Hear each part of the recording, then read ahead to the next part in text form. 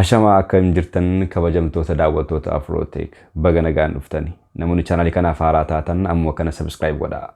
Warri maatii Afrootech taatan immoo baga nagaan deebitanii dhuftani anaa dhufu. Hadas odeeffannoo teknooloojii walii wal qabate tokko isinii qabadheen dhufee jira.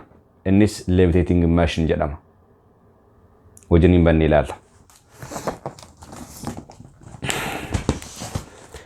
Kanadha maashinichi. Levitating machine jedhama. Meeshaa levitating jechuun qilleensa irratti meeshaa qilleensa irra kaa'u ibseera laata sirriitti. Maagneettiidhaan hojjeta. Irraaf jalaan maagneettii qaba. Akkamitti akka inni hojjetu maal akka irra kaa'uu dandeenyuu fi meeshaa ulfaatina hanga kamii akka irra kaa'uu dandeenyu wajjiniin bannee ilaalla. Hin bannee wajjiniin banna. Hanga sagantaan kun dhumutti isa yoo kan deemne turtii gaarii.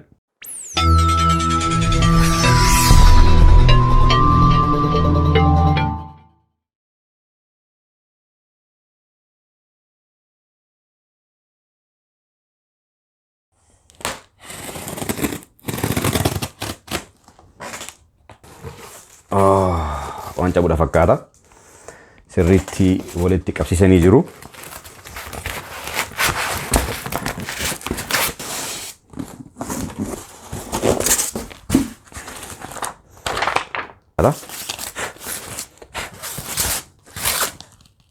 Miyasak.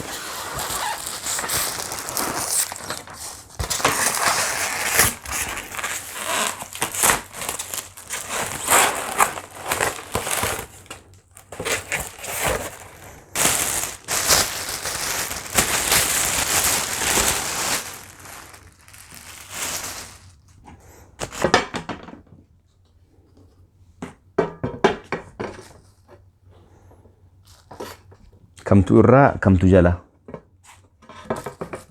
addaan baasaan jiru. Kun chaarjerii isaati.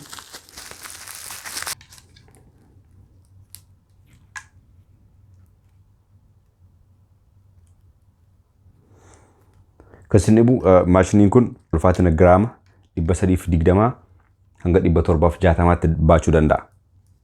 Kana gubbaarratti jechuudha. Mee connect haa goonu. Baay'ee bareeda. Kophee saddanaa qabna. Kophee qabnaa siiti. Sana booda maal goona? Kophitti ishee kana as keessa galchina jechuudha.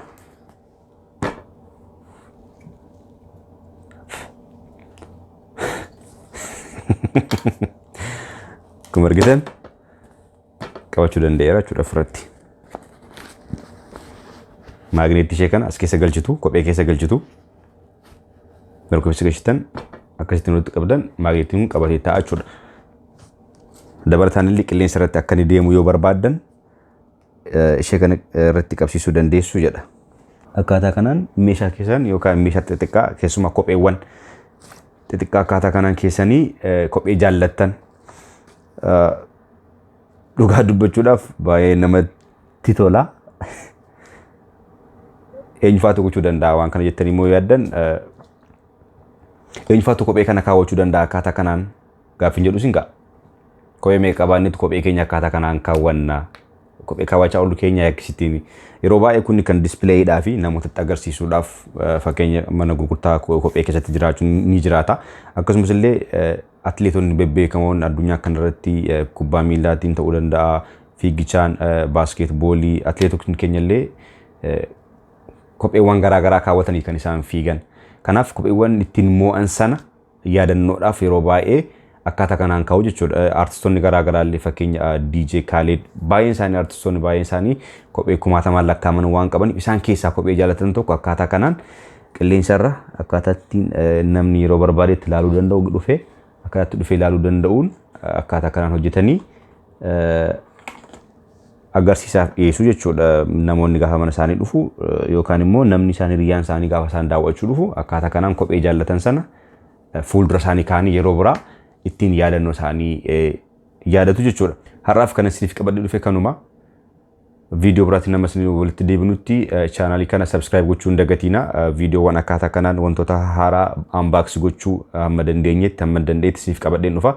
Amma sagantaa biraatti wal agarruutti turtii gaarii chaanaalii kana amma redeemee isinitti himaa namoonni subscribe godhaa. like share gochuudhaan namoonni hin argineef yookaan immoo namoota barachuu barbaadan irraa wanta tokko barachuu barbaadaniif share naa godhaa. Amma sagantaa biraatti wal arganutti yeroo gaarii qabaadhaa. Nagaan turaa.